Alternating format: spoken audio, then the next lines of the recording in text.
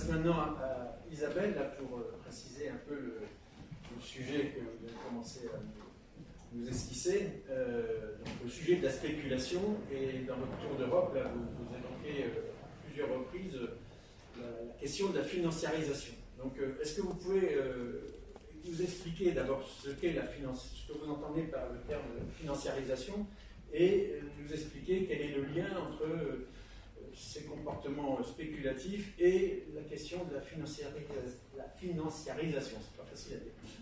Oui, alors, cette inaccessibilité financière des logements par les ménages modestes et moyens, elle n'est pas franco-française, elle est dans toute l'Europe, même aux États-Unis, au Canada, je dirais même dans tout le monde occidental. Et en fait, l'autre jour, j'étais à la radio avec un chercheur qui s'appelle Julien Migosi, qui travaille maintenant en Angleterre, mais avant qui était aux États-Unis. Il dit en fait, depuis 2000, tous les pays qui ont confié au marché la réponse du logement, eh ben on voit que dans aucun des pays, ça marche. Partout, ça ne marche pas. Et lui, il a travaillé sur l'Afrique du Sud, etc. Donc, en fait, ce qu'on appelle financiarisation, c'est considérer le logement non comme un bien d'usage, mais comme un actif dont on va extraire la valeur. Alors, il y a des professionnels de l'extraction de valeur. L'économiste Saskia Sasken, qui est franco-américaine, elle dit ça n'a rien à voir avec la gentrification, c'est-à-dire vous allez dans un quartier qui se valorise. C'est vraiment de l'extraction minière de la valeur, c'est-à-dire on va acheter des logements et on va monter des loyers, les revendre plus cher et aspirer cette valeur et la remonter aux actionnaires. BlackRock, enfin les fonds d'investissement, etc. C'est vraiment une démarche financière. Et sans aucun lien avec le territoire, ce que demande le territoire. Madrid avait peu de logements sociaux, mais à la suite de la crise financière de 2008, a vendu ses logements sociaux à BlackRock.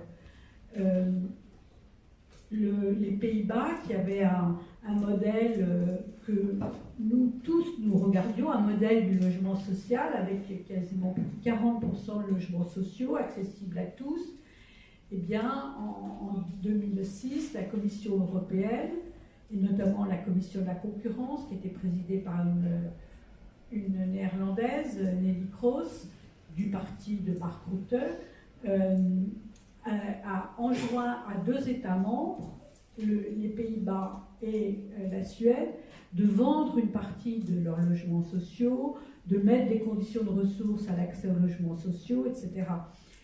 Parce que, au nom de la concurrence avec les acteurs privés. Donc, voilà.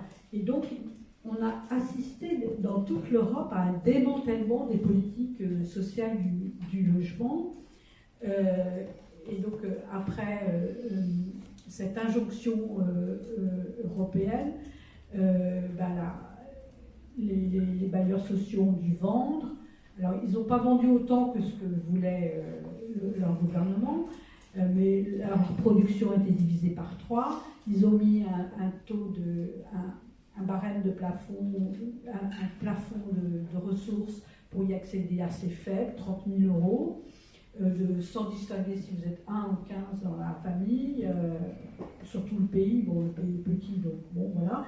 Et donc tout ça, ça a produit énormément d'anxiété, de stress. Ils ont aussi précarisé, même dans le parc privé, il y avait des baux à durée illimitée, ils ont mis des baux à durée de 2 ans. Donc, tous les 2 ans, les gens, notamment les jeunes, se demandent ce qui va leur arriver. Alors, ce que je vous dis ça, ils sont un peu revenus en arrière depuis, mais il y a un chercheur là, il dit, ma mère habitait une maison sociale détenue par un bailleur social, elle louait 700 € par mois, ça a été racheté par un fonds d'investissement, je ne me rappelle plus lequel, Et maintenant, c'est 700 € la chambre, alors qu'il y avait 4 chambres. Voilà. Donc, et à Berlin, là, c'est un ministre SPD, socialiste, qui a vendu quasiment 200 000 logements municipaux parce que la ville était très endettée, que c'était un parc très dégradé, notamment à Berlin-Est. Ils ont vendu 200 000 logements à des sociétés ou allemandes ou étrangères. D'ailleurs, il y a une Française, Covivio, qui a, je ne sais plus combien, 17 000 logements là-bas. Et ce que me disait un interlocuteur à Berlin, une fois que le processus est enclenché d'extraction de la valeur, c'est très difficile de l'arrêter. C'est extrêmement difficile de l'arrêter. Et d'ailleurs, les locataires qui, à Berlin, sont majoritaires et ont un poids politique, ils ont fait des manifs contre la hausse des logements. Alors c'est vrai qu'à Berlin, ils n'étaient pas chers du tout. Donc voilà. Et ils ont organisé un référendum pour exproprier les propriétaires berlinois qui ont plus de 3 000 logements. Ça fait à peu près plus de 200 000 logements à Berlin. 16% du parc à peu près. Eh bien, ils ont gagné. Ils ont organisé ce référendum en septembre 2021. 59% avec une forte participation, 50% des Berlinois ont dit oui, il faut revenir en arrière, mais ça n'a pas été mis en œuvre. Et là, ils préparent un deuxième référendum pour que cette fois, cette décision, ce sera un projet de loi, pour que cette décision soit contraignante pour le. Alors aujourd'hui, le maire de Berlin, c'est de la CDU. Vous savez, ils font des coalitions.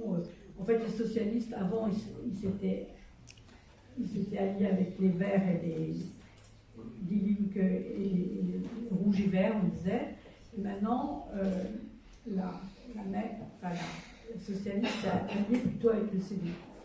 Donc, c'est pas gagné. Voilà, on voit très bien donc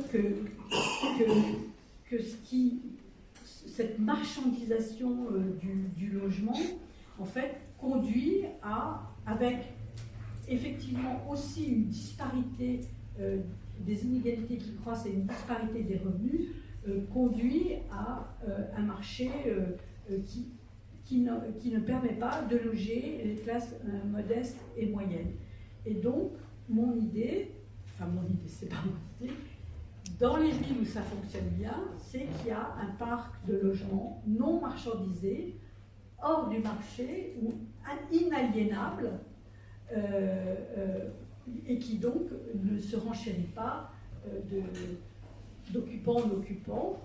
Et là je cite pas mal la ville de Vienne, qui est quand même un modèle, et Bernard Archam parlait de droit au logement comme le droit à l'éducation et le droit à la santé.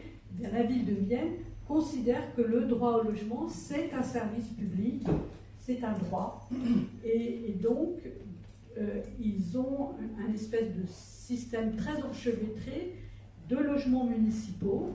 Je dis logements municipaux et pas logement social parce que c'est très mixte socialement. De logements municipaux à peu près 22%, des logements coopératifs non lucratifs avec des loyers réglementés, 20%, et ça, en fait c'est 42% de logements logent quasiment 60% des Viennois. Vienne est aussi une ville de locataires, et donc la majorité de la population loue 10 € par mois par mètre carré. Quand je dis 10, c'est entre 7 et 10 € par mois par mètre carré, des logements de grande qualité, et bien répartis dans toute la ville. La ville de Vienne, vous voyez sur les bâtiments écrits en rouge, Wiener Wohnen, ça appartient à la ville de Vienne et ça a été érigé en telle année, donc entre 1920, alors oui, c'est pas une politique récente, entre 1916 et aujourd'hui, à l'exception quand même de la période 33 à 45, période noire, fasciste puis nazie, c'est une politique constante. Et en fait, ce qui est intéressant pour la spéculation, c'est que dans les coopératives, c'est des coopératives privées, où les habitants ont droit au chapitre, non lucratives. Pour rentrer dans un immeuble coopératif, il y a une contribution. On achète des parts sociales, si vous voulez, de la coopérative, à peu près 5% du prix. Il y a une contribution des locataires qu'ils récupèrent quand ils partent, mais défalqués de 1% par an. Non seulement elles ne sont pas réévaluées, leur part sociale, mais elles s'érodent de 1% par an. Et je me disais, et ils trouvent ça normal, ils disent pas c'est scandaleux, etc. Et donc, en fait, eux, ils considèrent que ce capital, il s'érode d'année en année. Donc, c'est bien un bien d'usage comme une automobile, et c'est pas un outil de constitution de capital, c'est pas un outil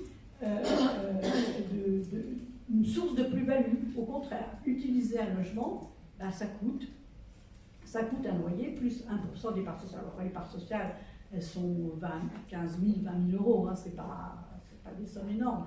Donc, je trouve intéressant cette vision de considérer que le logement, c'est pas un actif qui est à valoriser, mais c'est un bien social d'usage.